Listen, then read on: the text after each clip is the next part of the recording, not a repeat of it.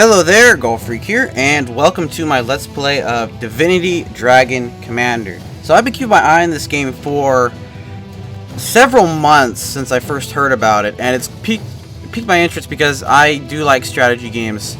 I like them a lot, and I haven't really seen a lot of good ones come out recently. Company Heroes is okay, but this game really caught my interest though because it also meshes together a bunch of different genres. It's a real-time strategy game, turn-based strategy game. There's a little bit of RPG elements. There's a little bit of, I guess you could say, like the MMO, the power spamming, whatever you want to say. So there's a lot of interesting things that they put into this game. But anyway, I've kind of messed with it a little bit. Did a tutorial which was really quick and simple and didn't really go into any full detail about the single player. So we're going to jump into the single player and see how that goes. And we're just going to do a story campaign. We're going to do the story campaign. Okay, so good difficulty.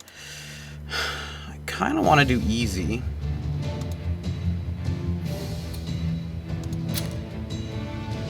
Interesting, so you can be different types of dragons. That one looks the sickest. This one's like, huh, what? Ziffer?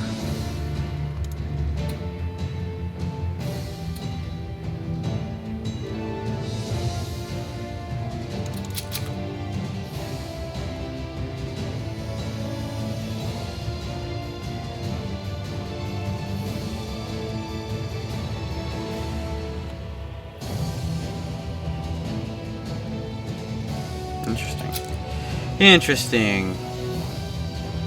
Let's just try with this one. We'll go easy. Why not? Blue is my favorite color, so let's just do that. Okay, start. So in this game, it's a strategy game, and I think I'm actually going to go over like the story behind it.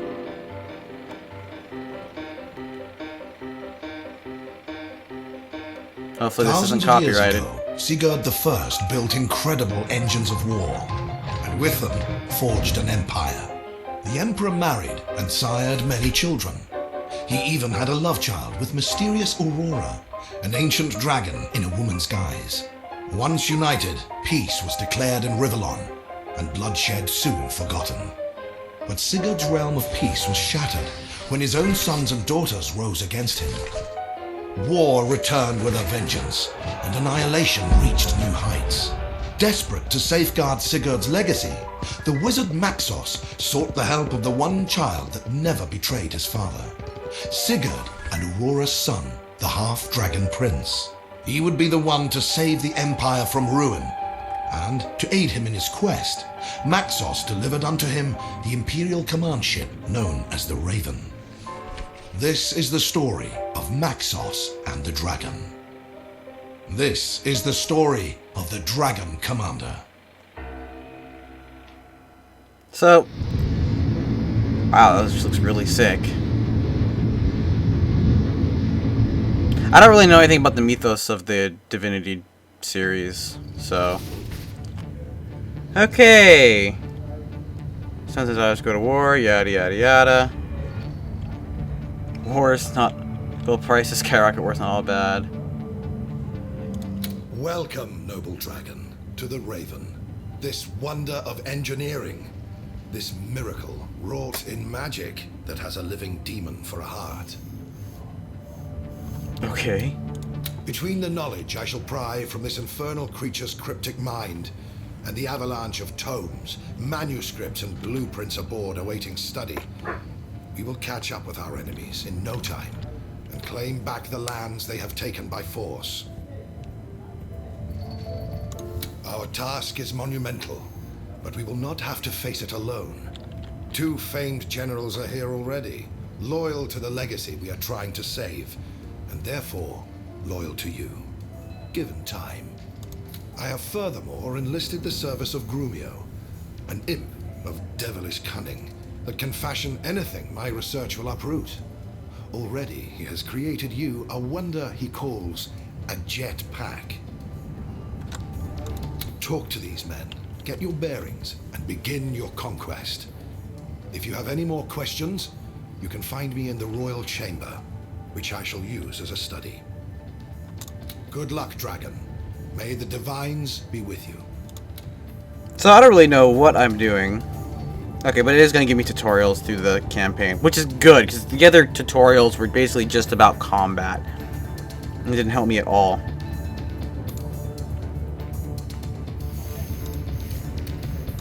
Let me tell your right-of-the-back bastard that I hold you in very little regard. Your father may have been a great king once, but this last decade, a crowned pig would have played the part better. What's up with your coloring? You're like, you've got a reverse farmer stand or something. He became a vainglorious fool, a sloth, and a coward. No wonder then that his own children could amass armies unperceived and strike at the heart of a kingdom in a matter of days. He tried to run, but he failed, and they slew him where he stood. Now the realm has been shattered, and vultures are picking what they can from his corpse by means of new and terrifying war machines. I'd say all is lost, but Maxos insists you are to be the one, the hero, who will take back the land we've lost. Excuse me if I laugh in derision. And this is the part where I turn into a dragon and eat you. Still, you are a dragon, I'll give you that, and of ancient blood. Prove to me you have the rocks to do undaunted battle, and perhaps my respect may still be yours. Henry of the House of Lancefort. More you needn't know. Edmund, he's called. A lizard of the House of Carcarus. In truth, I'd rather sleep with Syphilis incarnate than have him aboard. But there's no denying his talent. He's as arrogant as he is astute, and as ingenious as he is insufferable. Why don't you offer him a word of welcome? I know I won't. I believe he's in the bar. Probably searching for sherry. Just about the only drink that snooty serpent will swill. So I don't know. See, this is kind of like the RPG aspect. This is what you go and you talk to like the people around and stuff. But I don't really know if there's any kind of penalty for saying everything. Aye, and you have titles as well, but none of them king as yet. I'll address you with the right regard the day you prove worthy of it. Okay. Anyone else to talk to? Not particularly.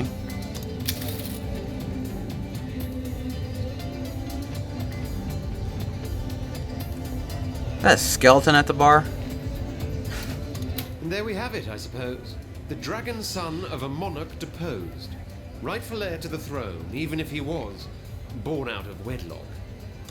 No doubt that boar of a Henry has already introduced me in his ever-elegant way. So here I am. Lord Edmund Augustus III, Duke of Hawknest Hall. I'd add at your service, but I don't think we're quite there yet. To be perfectly honest, I'd normally entertain the idea of lending my expertise to your cause as curtly as I'd consider attending a dwarven opera. But not unlike my fellow general, it is Maxos's backing of this enterprise that has me intrigued. You have doubt's benefit, Dragon. Let's see how far it takes you. When one dwells among the highest echelons of power, where ambition runs thicker than blood, distrust is your best friend, as is its brother caution. In your case, though, the waters of misgiving run somewhat deeper. You are, after all, but a half-dragon. They call your kind dragon knights to lend an air of nobility to a lowly mixed breed. Not many make the distinction even, but the crucial difference is in purity. Human ancestry taints your being, for humanity and weakness are two sides of the same tuppence I drop in beggars' hats. Wow. A bastard twice are you, my lord. Bastard born and bastard bred. Only that it was bound to happen, for when an emperor weakens, his empire weakens with him. Now a litter of dogs is fighting for the throne, so maybe their dragon half-brother can walk away with it.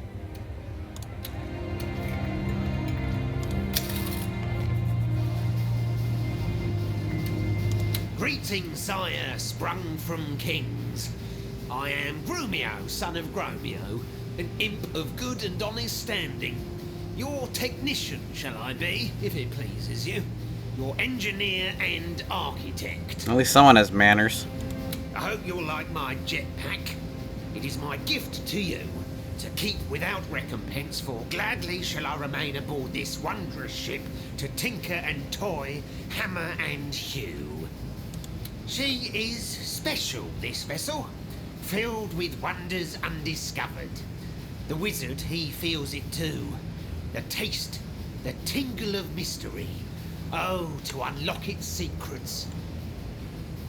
Let's ready the tools, my lord.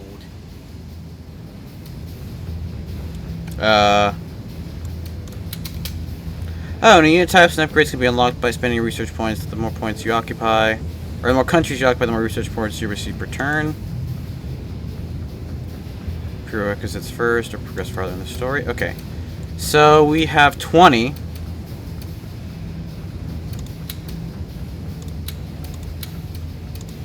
Oh.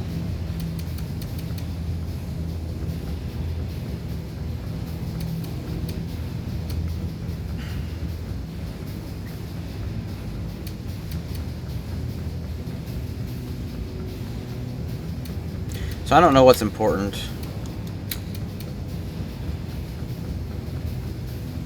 But,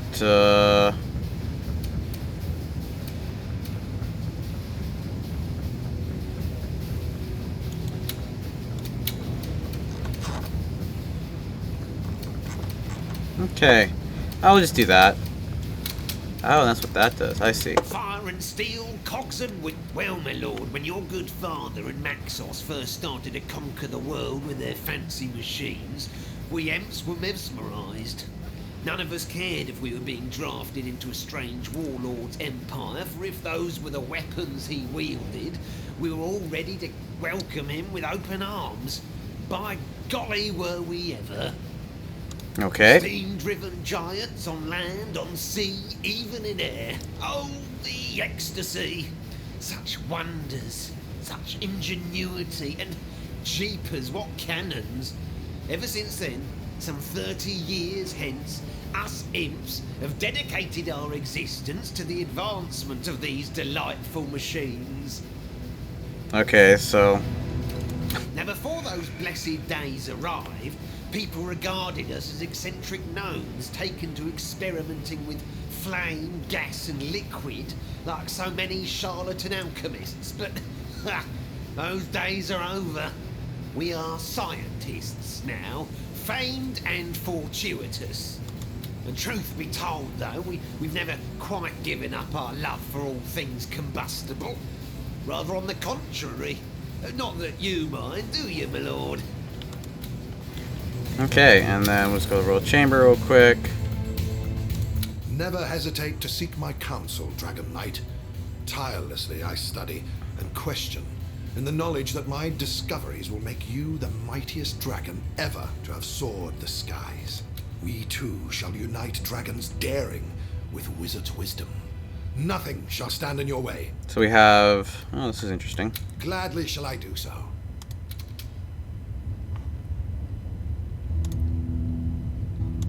Right, is this just the same thing? No. So this is for me.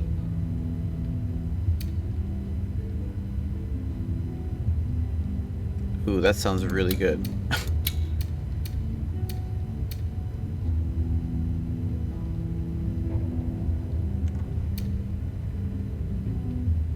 Okay. So that's for me, which is good. Okay, let's get some backstory. Well, older than mankind not really. Itself. Oh, okay, whatever. That is quite a tale, my friend. So bear with me. Since the dawn of time, beautiful Rivellon has been a stage of bitter rivalry, strife, and war. Haughty humans, all too lofty lizards, dogged dwarves, erratic elves, irrational imps, dogmatic undead, and yes, wayward wizards even, couldn't forego the time it takes for the moon to wax and wane without turning to fresh violence. Peace. The word itself hardly had a meaning. It was an abstract. Until after long and dark ages, 3 men decided they had had enough. I was one of them. The other 2 were your father Sigurd, and an eccentric inventor known only, even by us, as the Architect. Wasn't the architect in, like, another game? I don't know. We knew war would continue everlasting unless one king would stand up, conquer all feuding factions, and unite the manifold battling races under the banner of a single world-spanning empire. Easier said than done was, I believe, our initial reaction. And that thought process always works. It was the architect who provided us with the answer to the question how on earth we would go about enacting such an unparalleled enterprise. He said he had ways and means to provide your father, a battle-hardened warlord in his own right, with engines of war such as the world never saw. Technology. That was the solution. For if we could go to war with weapons so vastly superior as to be unstoppable, every opponent would have to yield before our onslaught. Where the architect obtained his strange knowledge from, he never wished to reveal. But in truth, Sigurd and I cared little for his mysterious ways. For whatever the source, our plans worked like a charm. And in a matter of years, Rivellon was ours. I like how the books are swaying in the background. That's kind of funny. Yes, we had done it. We had created our empire, and your father became its first and so far only ruler. For a few precious decades, peace had finally taken on a meaning. It was a bright flash, all too quickly extinguished along the tenebrous continuum of time. Tenebrous continuum of time. That's an awesome sentence. Long have I asked myself that question. Yet the answer is as simple as it is obvious. Human nature. Love, jealousy, anger, grief.